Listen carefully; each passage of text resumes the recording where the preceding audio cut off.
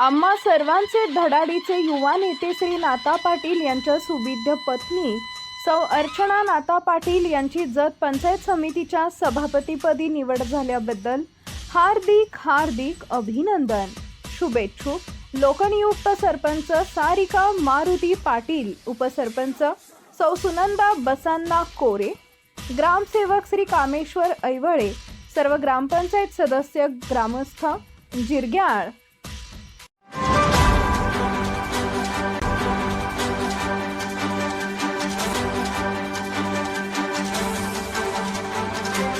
आपण पाहत आहात लोकशाही महाराष्ट्र न्यूज. जत ते अथणी रोडवरून बेकायदेशीरपणे गुटखा, पान मसाला व सुगंधी तंबाखूची वाहतूक करणाऱ्या मिनी ट्रकवर आयकर गुप्तचर विभाग पुणे व अन्न औषध प्रशासनानं कारवाई केली आहे. यामध्ये तब्बल 31,58,080 रुपयांचा मुद्देमाल जप्त करण्यात आलाय.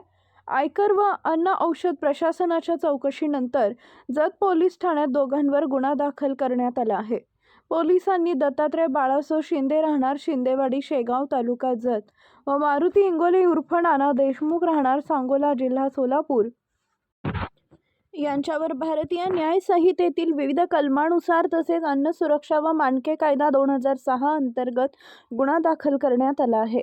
याबाबत प्रणव नेताजी जिनगर, वय वर्ष 26, अन्न सुरक्षा अधिकारी, सांगली यांनी फिर्याद दिली आहे.